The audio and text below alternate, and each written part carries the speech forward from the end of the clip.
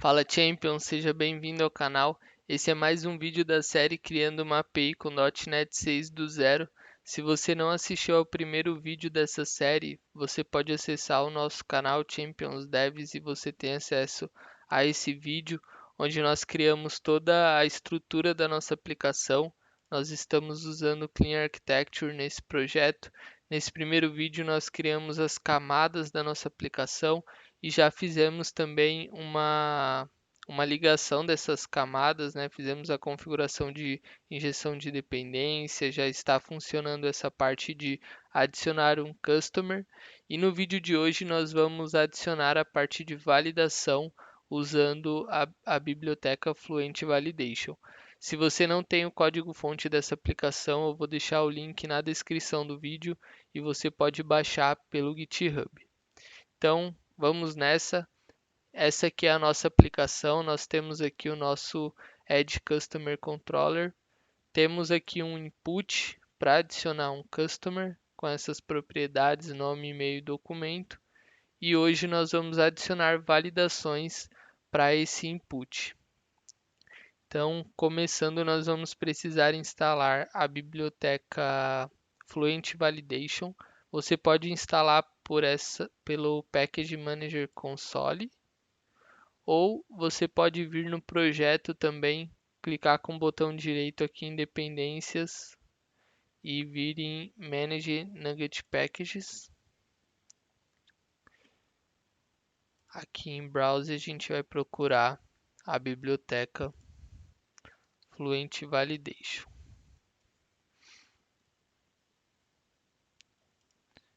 Vamos instalar essa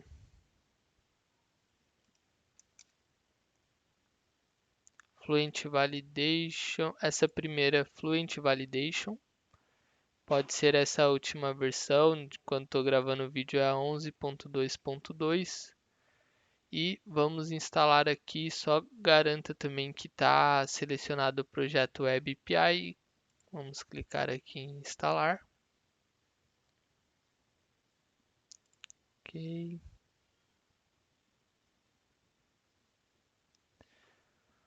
Prontinho, já está instalada. E agora nós vamos criar uma classe de validação para o nosso input. Nós temos aqui no nosso projeto Web API uma pasta de controllers com a nossa controller e temos essa pasta de models também. E temos aqui a nossa classe de input com as propriedades e vamos adicionar aqui uma classe nessa pastinha Add Customer chamada Add Customer. Deixa eu carregar aqui. O nome vai ser Add Customer Input Validation. Clicar em adicionar.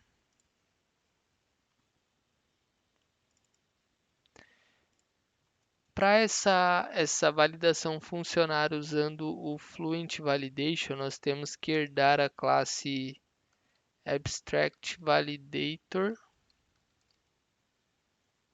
Aqui em cima nós temos que adicionar o Using Fluent Validation. E essa classe ela recebe o tipo, né? O tipo que a gente quer validar, que nesse caso é o Add Customer Input. Vamos adicionar um construtor para a nossa classe. E dentro do construtor a gente coloca as regras que a gente quer adicionar para o nosso input, né, as validações. Então a gente escreve aqui rule for, vou pôr um Czinho aqui de customer. Nós precisamos acessar a propriedade que nós queremos validar, vou começar aqui validando o name. E logo depois nós colocamos qual que vai ser a regra de validação. Nesse caso eu quero que o name não seja vazio, né? Not empty. Vou copiar aqui para colocar para as outras propriedades. Temos a propriedade e-mail. E no Fluent Validation nós temos um método para validar e-mail, que é esse email address. E para documento, no nosso caso aqui, esse documento vai ser sempre um CPF. Nós vamos deixar not empty por enquanto e mais para frente a gente vai adicionar uma validação de CPF também para esse campo. Então já criamos aqui o nosso validation, voltar aqui no nosso Add Customer Controller e aqui a gente vai então receber esse validation por uma injeção de dependência. Eu vou só renomear essa classe no finalzinho dela aqui, ao invés de chamar de validation, chamar ela de validator, para seguir um padrãozinho aqui do Fluent Validation. E aqui hoje nós estamos injetando um use case, né, o nosso Add Customer Use Case, e vamos passar a injetar também Private Read Only o nosso Validator. Para injetar esse validator, a gente injeta via essa interface iValidator, que também é da Fluent Validation, e a gente passa o tipo que a gente vai validar, que no nosso caso é esse Add Customer Input, e vou chamar aqui de Add Customer Input Validator. E também precisamos adicionar aqui no nosso construtor. Só vou tirar o underline aqui. Esse underline a gente usa para variáveis privadas. E aqui eu vou atribuir o valor, né, para nossa Add Customer Validator que a gente recebeu aqui no construtor. Então a gente já injetou aqui no nosso construtor e podemos usar aqui embaixo no nosso controller. Vou apagar esse comentário aqui que a gente tinha, criar uma variável chamada validation result e vamos chamar aqui o nosso validator. Ele tem um método validate e você passa o input aqui para ele, né? Você passa um objeto do tipo que você configurou aqui para a sua validação. Esse validation result, ele vai ter uma propriedade chamada isValid, que fala se passou em todas as validações ou se deu algum problema. E também uma propriedade errors, no caso se tiver erro em alguma validação, alguma regra, a gente vai ter todos os erros que aconteceram aqui dentro. Vamos adicionar aqui um if validation result. Se for válido, a gente quer continuar, né? Quer seguir aqui para adicionar o customer, mas se não for válido, a gente quer retornar um bad request informando que existem erros ali naquele input. Então vou retornar aqui um bad request com os erros que aconteceram. Para essa validação funcionar, como nós estamos injetando ela aqui no controller, nós precisamos também configurar a injeção de dependência dela aqui nessa classe program, onde a gente configurou a injeção de dependência do repositório e do use case. Nós vamos adicionar também uma para a nossa validação. Então aqui nessa classe program, nós vamos adicionar um add transient.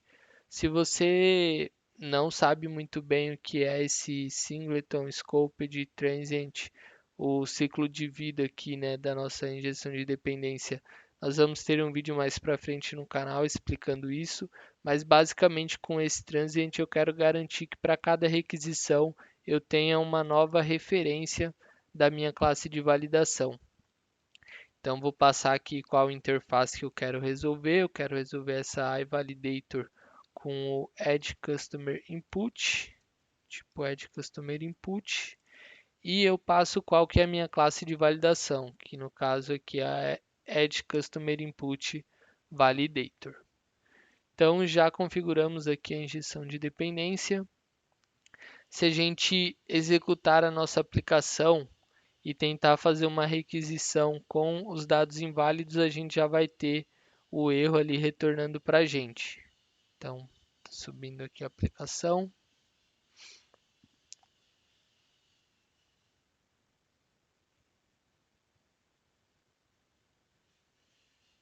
Ela vai subir rodando o Swagger.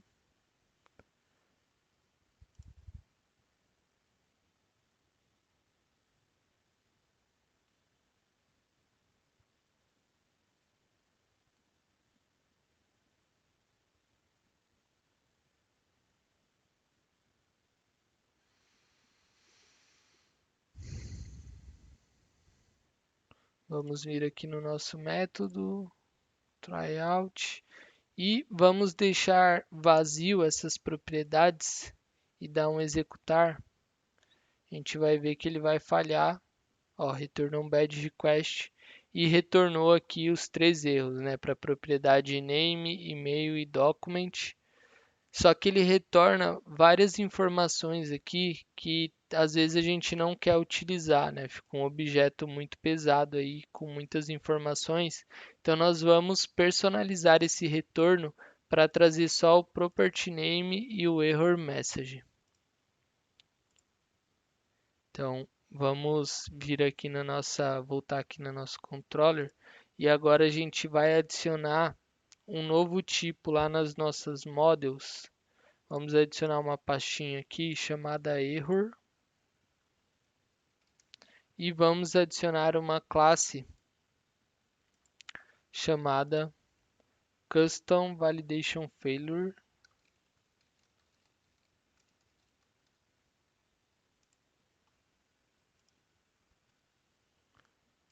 E essa classe nós vamos adicionar um construtor para ela aqui. Vai receber nesse construtor o string property name e uma string error message. E também vamos adicionar aqui 2 atributos para nossa classe, que vai ser um property name e também um error message. E aqui no construtor a gente seta o valor de property name e o de error message.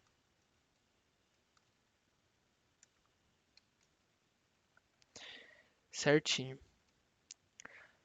Para facilitar a utilização dessa classe customizada de falhas, né, de validation failure, nós vamos adicionar um método de extensão, uma classe de extensão para fazer a conversão do erro da Fluent Validation para essa classe nossa personalizada. Então, vou criar uma classe dentro da pastinha de errors aqui e o nome dessa classe vai ser Validation Failure Extension. E nós vamos estender o comportamento da classe Validation Failure da Fluent Validation. Então, vou adicionar essa classe, ela precisa ser uma classe estática, né? Toda classe de extensão ela precisa ser estática. E vou adicionar um método estático também, que ele vai retornar uma lista da nossa classe customizada de validação, Custom Validation Failure. Vou chamar esse método aqui de toCustom Validation Failure, indicando, né, que ele vai fazer uma conversão para esse novo objeto Custom Validation Failure e ele vai receber uma lista aqui de Validation Failure.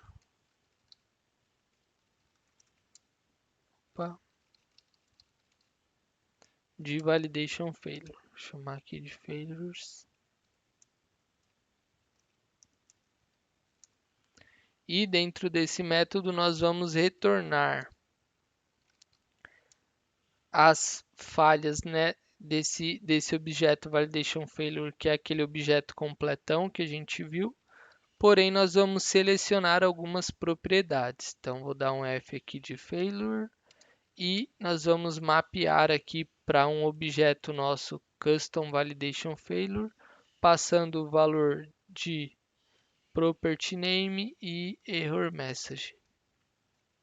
Então aqui, e precisamos também converter para uma lista aqui no final.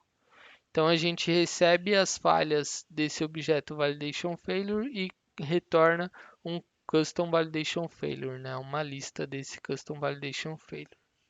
Então, voltando aqui para nossa controller,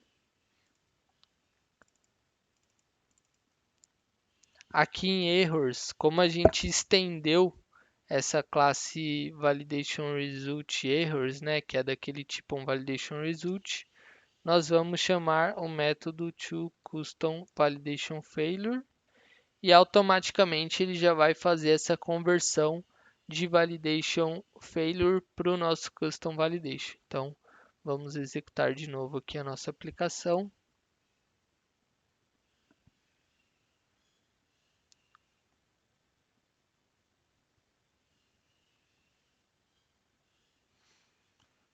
E quando a gente executar o nosso método com as propriedades vazias, ao invés de retornar todos aqueles campos, ele só vai retornar esses campos que a gente personalizou, né? Que no caso é o nome da propriedade e a mensagem de erro. Deixa eu ver se já subiu aqui. Então, vamos aqui no Add Customer, tentar aqui de novo com os dados vazios. E agora ele está retornando só as duas propriedades, a property name e o error message com as validações. Vou fechar aqui. Então a gente criou, né, a nossa classe de validação, adicionando as regras aqui para cada propriedade. Criamos uma classe personalizada com a nossa property name e error message, a nossa classe personalizada aqui de failures, e criamos uma classe de extensão, né, um método de extensão para a gente conseguir transformar esse validation failure em um custom validation failure, e a gente seleciona aqui o property name e o error message passando no construtor do nosso custom validation failure. E agora, para validar o nosso CPF, né, o nosso document, se a gente vier aqui na Add Customer Input Validator, a gente está validando apenas se ele não é vazio, mas a gente quer validar se ele é um CPF realmente válido, né? Para isso, nós vamos usar uma biblioteca. Vamos vir aqui em Dependências, vamos clicar com o botão direito, Manage Nugget Packages, e vamos procurar aqui uma biblioteca chamada extensions.fluentvalidation.br extensions.fluentvalidation.br. E essa biblioteca ela tem algumas extensões para o Fluent Validation com validações para documentos brasileiros, por exemplo, CPF, CNPJ. Então, estou instalando ele aqui no projeto Web API. Voltando aqui no nosso Add Customer Input Validation, nós vamos agora aqui em Document, ao invés de chamar essa validação not empty, a gente vai usar o isValidCPF, e esse isValidCPF ele vai validar realmente se é um CPF válido, se não está vazio, se o dígito verificador é válido. E nós vamos também modificar a mensagem de erro para ficar com um padrão aqui na nossa aplicação, informando qual que é a propriedade, né, que deu problema, que está inválida, entre aspas, simples, que é para seguir o padrão aqui do Fluent Validation. E vamos colocar a mensagem em português, é um CPF inválido, ponto. Então agora a gente já está validando se é um CPF válido ou não. Vamos rodar a aplicação aqui novamente e fazer um teste mandando um CPF inválido. Se você quiser também você pode implementar sua própria validação de CPF, mas como já tem pronto ali, acaba sendo mais prático usar, só que você pode também criar sua própria validação. Então vou colocar aqui um cliente chamado Maria, e no CPF dele eu vou passar um CPF inválido aqui, apesar de ter o tamanho certo, né, ser um tipo numérico, o dígito dele é inválido, então ele retorna aqui, ó, document é um CPF inválido.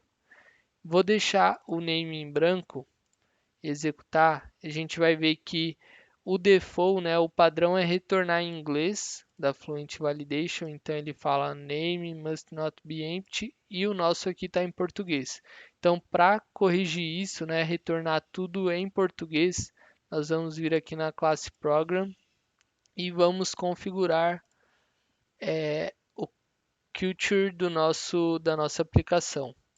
Então aqui pode ser depois desse map controllers, a gente cria uma variável chamada Culture Info, vai ser um new Culture Info e nós passamos aqui o name PTBR, que é o brasileiro, português Brasil, e vamos setar também aqui o Culture Info Default Thread Current Culture para a nossa Culture Info brasileira e também o Culture Info Default Thread Current UI Culture para a nossa Culture Info. Então nós criamos uma Culture brasileira, né, e setamos aqui nas nossas threads e na thread UI Culture também.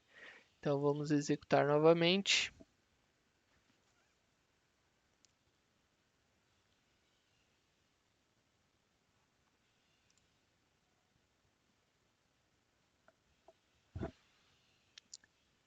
E agora quando a gente cai em qualquer validação, por exemplo, deixar o nome vazio, um CPF aqui inválido,